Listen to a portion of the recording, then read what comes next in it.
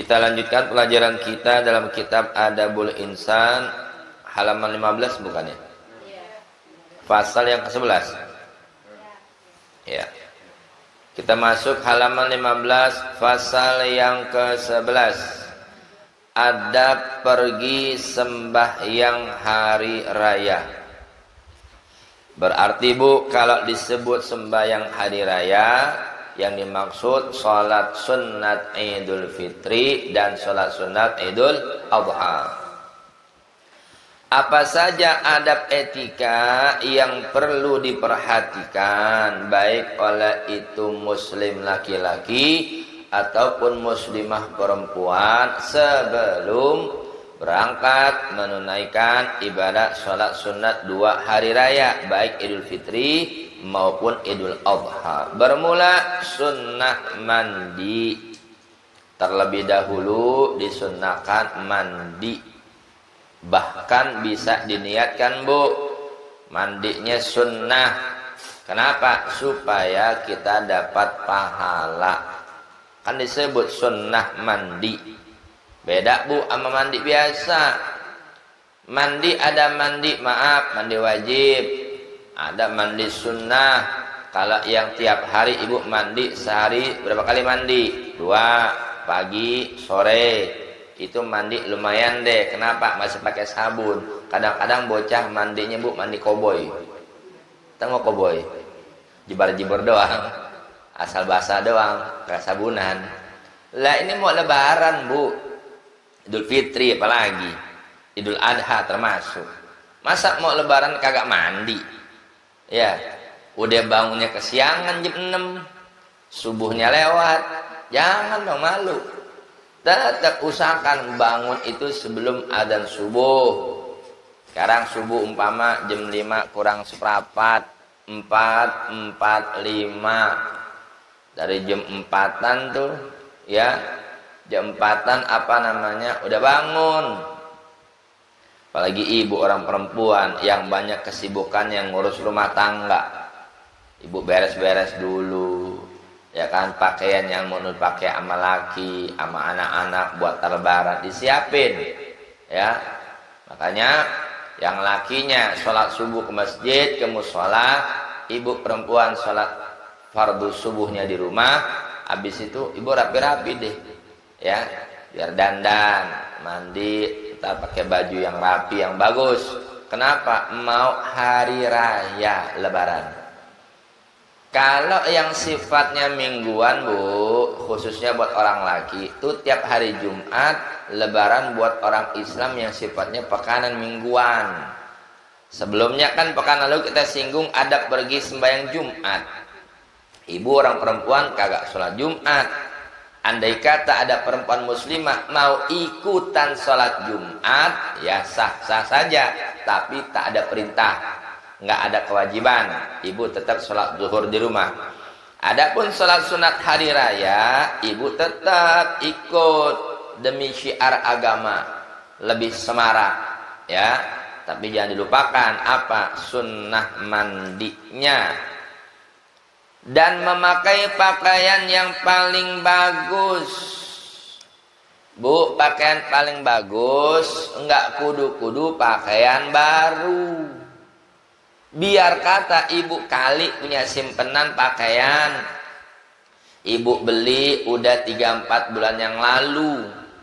Apalagi emang ibu niatin tuh pakaian, sengaja saya beli jauh-jauh hari buat ntar kalau lebaran Idul Fitri umpama, ya baru-baru juga kan. Tapi yang terpenting apa? Pakaian itu yang paling bagus. Bagus bukan hanya dalam arti segi mode. Itu nggak mode, model bentuknya, pakaiannya. Tapi dalam artian bagus menurut kacamata syar'i. Yang terpenting apa? Menutup aurat. Ini jangan udah nenek-nenek 60 tahun nggak mau kalah pakai baju. Ya, nenek-nenek pakai bajunya, tahu nggak street? Tahu street nggak? Ketat. Lebaran bajunya warna pink, jilbabnya warna biru.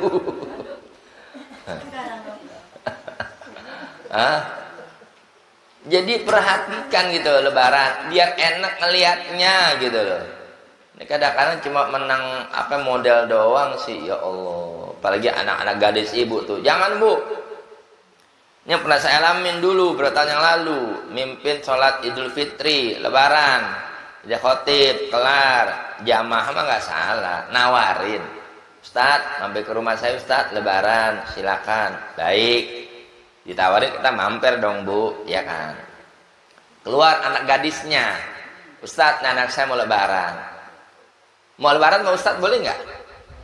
Lebaran mau Ustadz boleh nggak? Boleh. Cuma yang bikin Ustadz bingung. Aduh pakaiannya keteknya kemana-mana. Dalam hati gue dosa lagi. Astagfirullahaladzim. Entah mungkin bapaknya lupa apa gimana. Bukan. Ini mau ketemu Ustadz. Ingetin anaknya dong. Entah mungkin anaknya buru-buru kali gimana. Ya Allah. Serba salah. Jadi ntar kita kasih kode dari jauh, cuma kita nunduk disangka Ustadz sombong, buang muka. Bukan buang muka, jaga mata. Kadang-kadang sih. Jadi ibu bukan hanya pribadi perhatiin anak kita, ya beliin baju Lebaran anak kita, bukan hanya model, tapi nutup aurat. Bu, nutup aurat bukan hanya sekedar nutup. Saya contoh. Ini saya pakai gamis nih. Kelihatan ibu gombrong nggak? Agak gombrong kan? Kalau gombrong gini, bentuk tangan saya nyata jelas apa samar-samar? Itu kalau saya pakai baju gamis ketat begini, tuh bentuk tangan saya kelihatan. Ibu juga begitu perempuan. Bukan hanya masalah pakai hijab baju terusan, tapi kadang-kadang ketatnya. Maaf perempuan yang singgung. Sering saya bilang, kadang-kadang ngomong perempuan serba salah. Kenapa? Suka ngajak berantem. Nah Pak Ustadz, udah tahu maaf pakai baju ketat, kayak nantangin Ustadz, begini jalannya. La haula wala quwata illa billah. Jangan. Ustadz juga manusia. Jangan dibikin dosa. Jangan. Pakai yang nutup tapi tak berbentuk, itu maksudnya. Nah iya, longgaran maksudnya. Kadang-kadang anak sekarang maunya sebab ketat-ketat aja. Kesian, nggak nyesek kamu saya bilang. Jangan. Ya, jadi perhatikan pakaiannya. Apalagi nih nuansa mau Lebaran. Jangan pada akhirnya silaturahmi ziarah dari rumah ke rumah. Kan tujuannya minta maaf bu ya. Minta maaf supaya dosa kita apa? Rontok, diampuni sama Allah, tapi nggak berasa. Lebaran-lebaran juga bikin dosa juga. Kenapa? Pakai baju salah. Begitu. Akhirnya apa? Lebaran ke rumah tangga. Lebarannya benar, pakai pakaiannya yang kurang pas. Jangan. Ya, tujuan kita hari raya baik supaya mata ini dijaga. Dosa kita biar rontok, tapi nauzubillah ternyata jadi buat bikin dosa baru. Jangan. Perhatiin bajunya. Jadi pakaian yang paling bagus secara agama, secara syar'i, ya. Lanjutnya yang harus dipakai tuh. Kita kan belajar bahasa Arab Melayu bu ya, kitab kita Arab Melayu. Dibilang Arab Melayu, bentuk tulisannya kayak huruf Arab kan begitu bu. Tapi sebetulnya kita baca bahasa apa? Melayu. Makanya tulisannya yang harus. Ibu pahamin. Harus di sini artinya boleh. Bukan seperti pengertian kita. Kalau dengar kata-kata harus berarti kan wajib. Kudu, tahu kudu? Mau nggak mau, itu namanya wajib. Tapi kalau harus di sini, pakaian yang paling bagus, yang harus dipakai, yang boleh dipakai, yang pantas, itu maksudnya. Jadi biar kata harga pakaian mau jutaan lagi, baju 1 juta, 5 juta. Tapi kalau menurut kacamata agama nggak pantas dipakai, jangan. Jangan. Ibu umpama ada rezeki beli pakaian, bagus. Tapi bisa sesuai kondisi sikonnya. Apalagi ibu, ini pakaian yang emang pantas dilihat orang lain, umpama itu pun sesama perempuan. Tapi ada lagi pakaian yang emang bu niatin apa? Niat ibadah. Maksudnya ibadah Ustaz apa? Demi nyenengin hati laki. Pakai baju, pakai dalam rumah doang, yang hanya bisa dilihat sama suami sendiri. Pakai baju, ketek kemana, langganan tukang sayur datang, "Bu, sayur." "Iya bang." Buru-buru deh. Nah tuh abang ngelayanin sayur bingung matanya, jadi dosa lagi. Jangan bu, jangan. Mau sampai kapan kita begitu? Dah, yang udah. Mungkin kita khilaf, lupa, masih kurang paham. Sudah, kita minta ampun sama Allah. Mudah-mudahan kesalahan kita yang lampau diampunin sama Allah Subhanahu wa ta'ala. Kedepannya kita berusaha koreksi diri kita, step by step, pelan-pelan. Laki gitu juga, nasihatin perempuan, nasihatin bini istrinya pelan-pelan. "Ustadz, kenapa? Saya udah tegur istri saya." "Kenapa emang?" "Iya, masih belum mau nutup aurat juga, pakai baju ngablak kemana-mana." "Terus ana omelin Ustadz." "Ente salah, jangan diomelin." Pelan-pelan. Perempuan itu Allah ciptakan dari tulang rusuk yang bengkok. Dipaksa patah, didiemin, bengkok, emang dia bengkok.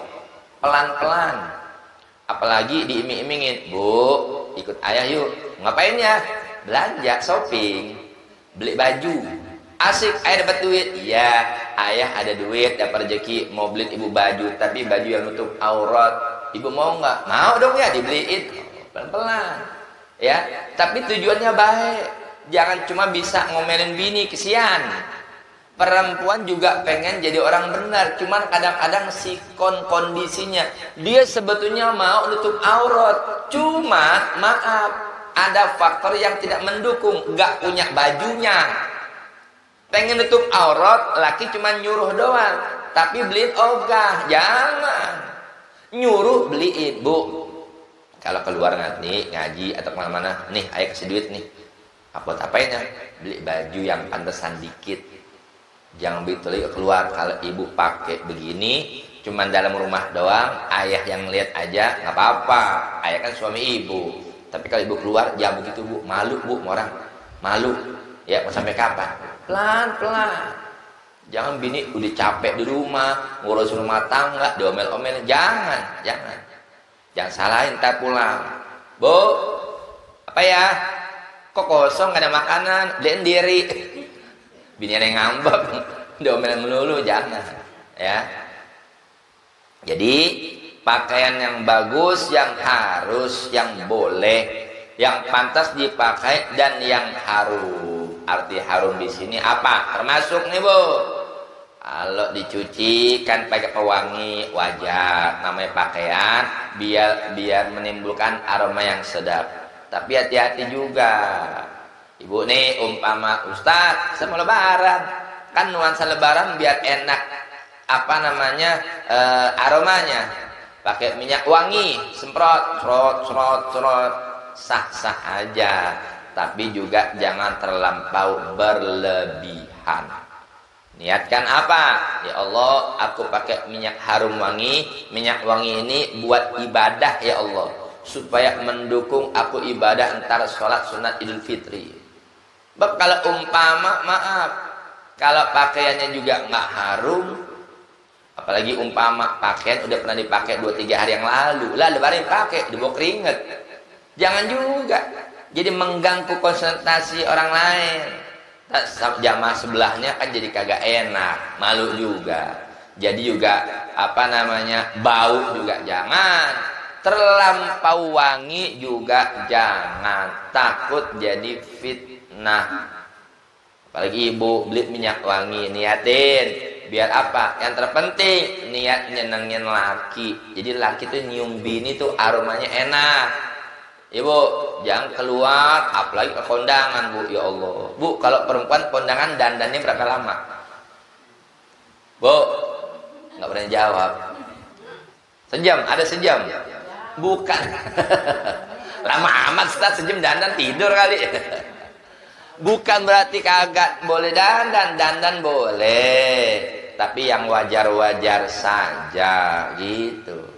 Apa? Satu, ibu niat dandan ibadah apa? Nyenengin hati laki. Ya nggak mungkin juga kan ibu mau kondangan berdua sama laki, ibu dandan apa adanya. Nanti malu, yang malu siapa? Laki. Ibu kan dandannya dengan suami, biar suami bangga. Ini loh istri saya, begitu. Tapi juga pakai minyak wanginya, jangan yang terlampau berlebihan.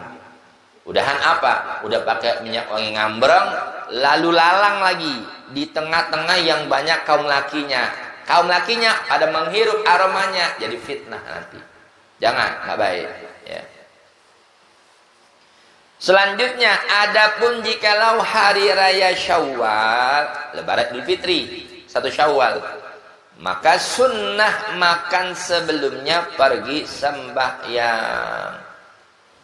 Nanti beda bu, Idul Fitri, Idul Adha. Kalau Idul Fitri 1 Syawal, sunnah. Arti sunnah boleh dikerjain, boleh kagak. Dikerjain dapat pahala, ditinggalin ya nggak dosa, sunnah. Ibu sebelum berangkat ngapain dulu? Umpama habis sholat subuh jam 5:30, kali suaminya mau sarapan boleh, tiba mau ngeteh, mau ngopi boleh, nggak harus sarapan makan berat, makan nasi nggak juga. Itu semacam sinyal bu, simbol apa? Mengingatkan kita bahwa di hari itu kita sudah tidak dalam kondisi puasa. Kenapa? Karena hari raya, udah lebaran. Lebaran kan haram puasa, nggak boleh. Jadi kita ingat, makanya apa? Sebelum berangkat itu kita apa? Disunnahkan makan dulu. Atau nggak makan, ya nyemil roti umpama, tiba ngeteh, ya kan? Atau apa yang bisa dimakan, itu sunnahnya. Kalau umpama nggak keburu, cuma amin ada putih juga nggak jadi masalah. Jangan sampai kalau itu akhirnya orang ingat, tahu-tahu apa? Diingatnya apa? Masih puasa Ramadan, padahal hari itu sudah apa? Lebaran. Kalau Lebaran itu Idul Fitri, Idul Adha nggak boleh puasa, haram hukumnya. Makanya ada kesunahannya. Tapi kalau Idul Fitri sebelum berangkat. Dan jikalau hari raya haji, sebaliknya, lawannya Idul Adha, sunnah bersembahyang lebih dahulu dari makan. Kalau Idul Adha, pergi dulu, sholat dulu. Tapi bukan berarti nggak boleh ngeteh, nggak boleh ngopi, ya boleh-boleh aja. Namanya Lebaran. Tapi sunnahnya untuk makannya nanti, ya. Tapi andai kata, Ustaz, saya biasa itu jam 6 atau setengah 6 udah ganjel perut, Ustaz. Makan sepotong roti sama teh, boleh nggak sebelum berangkat Idul Adha? Boleh-boleh aja, nggak ada ngelarang. Ya, ini intinya apa?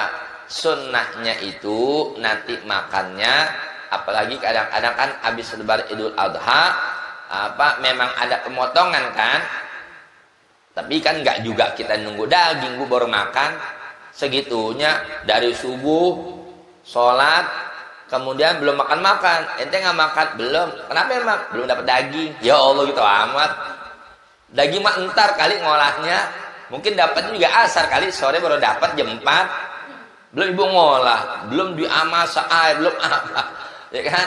Mungkin kalau malam kayak anak muda masih keburu tuh, tiba motong-motong, tusuk, bakar sate jadi. Nah kalau ibu kan yang bikin sop, yang bikin apa namanya gulai, bikin rendang segala macam, butuh waktu.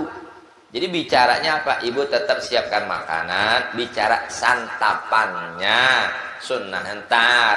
Kalau sholat Idul Adha, pulang, laki pulang ke rumah udah ada tuh lontong sayur umpama, udah ada rendangnya. Ini bicara sunnah, ya. Dan sunat segera bersembahyang Id keduanya, jangan ditunda-tunda. Makanya apa? Umpama umumnya di kita ini kalau Idul Fitri paling cepat ada yang bikin 7 kurang seperempat. Kadang-kadang umumnya jam 7. 7 kurang 10 deh. 7 kurang 10 mulai sholat sunnahnya. 2 rakaat nggak pakai lama. Kelar salam, doa sebentar. Bilal deh, ya. Ma'asyiral muslimin rahimakumullah wa zumratal mu'minin, ya. Naik khatib, assalamualaikum warahmatullahi wabarakatuh. Udah nggak pakai lama, 20 menit paling top, lama udah setengah jam. Naik jam 7, setengah 8 selesai. Itu aja kadang-kadang Bu, maaf. Giliran khutbah kedua, khutbah pertama belum kelar nih. Barakallahu li wa lakum fil Qur'anil Karim wa nafa'ani wa iyyakum bima fihi minal ayati wa dzikril hakim. Kelihatan tuh khotib dari belakang. Satu keluar. Apalagi kalau baru naik khutbah kedua, alhamdulillah alladzi amarna bit ta'ati wat taqwa. Mau kemana sih Bu? Pulang buru-buru mau ngapain? Ya. Paling Idul Fitri. Emang ketakutan nggak dapat jatah lebaran kali ya? Biar tenang dulu. Ya, kalau udah kelar doa sama-sama, nanti ibu saling bertemu sesama, bisa saling minta maaf, minta redho, begitu. Ya. Berangkatnya buruan, tapi kalau Idul Adha, karena habis sholat masih ada yang perlu dikerjakan. Kenapa? Memotong, potong kambing, potong sapi, potong kerbau, lembu. Kenapa? Kadang-kadang suka ada agak dimajuin. Kalau umpama sekiranya panitia lihat jamahnya udah lumayan banyak, sekitar setengah tujuan, jam 7 kurang setengah 7 lewat 10, 7 kurang 20 udah mulai sholatnya. Jadi umpama kadang-kadang jam 7 kurang 10 khotib udah naik, kita 7 lewat seperempat udah selesai. Kadang-kadang saya bingung ada khotib, jangan kelamaan, kesian jamaah juga kalau kelamaan. Masih mending kalau bikinnya di masjid musola agak ketutup. Kalau bikin tanah lapang, ya Allah. Saya ngalamin Bu, ngisi di lapangan di komplek BRI. Saya naik, cakep. Mungkin panitia lupa kali Bu ya. Saya kasih masukan juga. Minimal kalau jamaahnya umpama nggak pakai tenda, khotibnya kasih dong. Begitu kita naik Bu, jam 7 kan pas matahari mulai nyorot Bu. Matahari pas ke saya, lah silo Bu. Jadi ngeganggu konsentrasi khutbah, mengganggu. Nah kalau jamaah sono enak, matahari kan kemari ke saya, jamaahnya di sono, ya kan. Tapi juga jangan kelamaan. Saya bilang kan kebolehan nih tahun depan ente biar ada tenda kecil, ya khusus buat khotib. Jadi nggak ngeganggu konsentrasi. Nah kalau kita berkhutbah Bu, panas, silo, kan nggak ada juga kayak khutbah merem begini, kagak enak merem. Nggak bisa melek, mending kalau bawa kacamata hitam, kagak. Ya, juga jangan terlampau lama, kesian. Jamaah tuh kadang-kadang udah mulai agak, ya kalau panas, udah agak panas itu kan agak risau dia, kesian karena kepanasan. Jadi yang simpel-simpel saja. Ingat apa? Lihat kondisinya. Nah, kira-kira pukul 7 lebih afdal. Umumnya tuh di kita memang sekitaran jam 7. Dan juga mandi luas waktu melebaran sesudahnya sembahyang Id. Ya. Jadi artinya habis sholat Id itu waktunya senggang, ya lega, panjang. Kemudian lagi tiada sunnah berbuat bersalaman pada khotib waktu turun dari mimbar atau cium pusarnya. Ngapain juga nyium pusar khotib?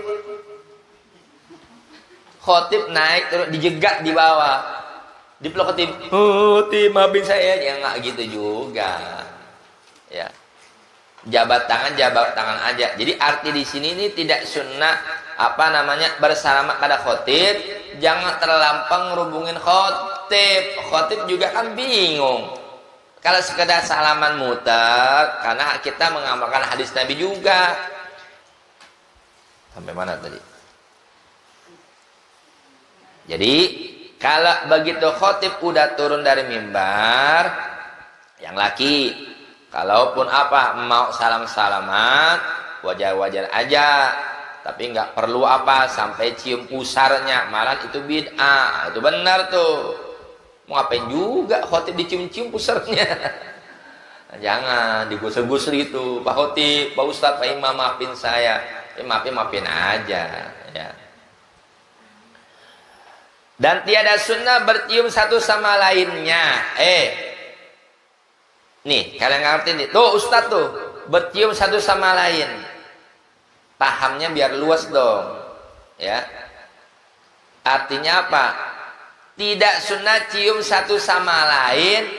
Memang percuma kalau saling cium peluk-pelukan kalau ternyata di hati masing-masing ada rasa benci.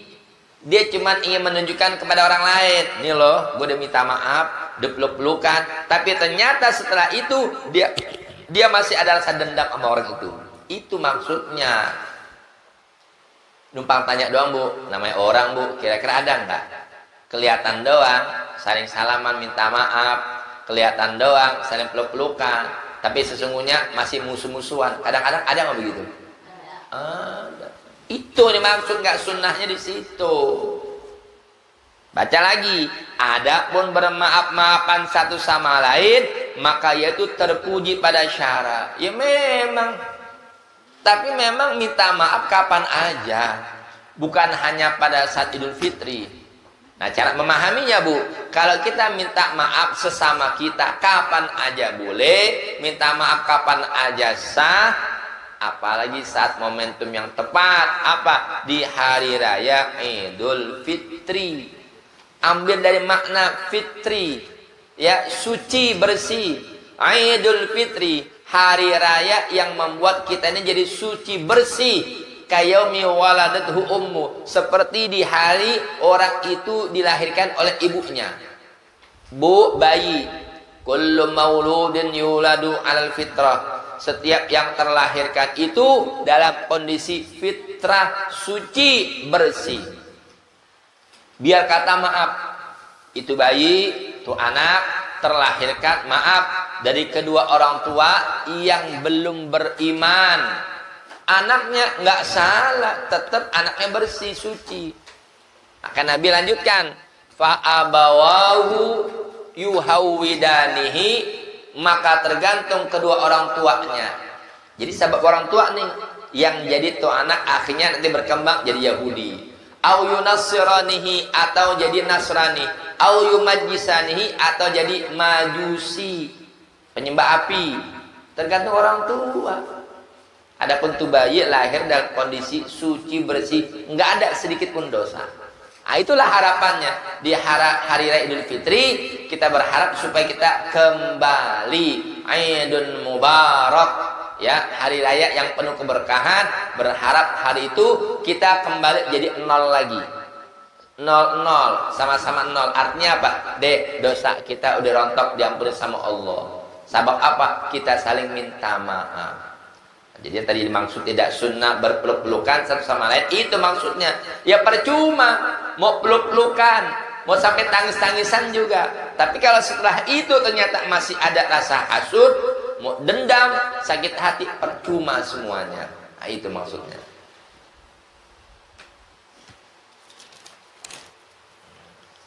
Jadi adapun maaf-maafan satu sama lain, maka itu terpuji pada syarak kapan saja masanya, demikianlah adanya.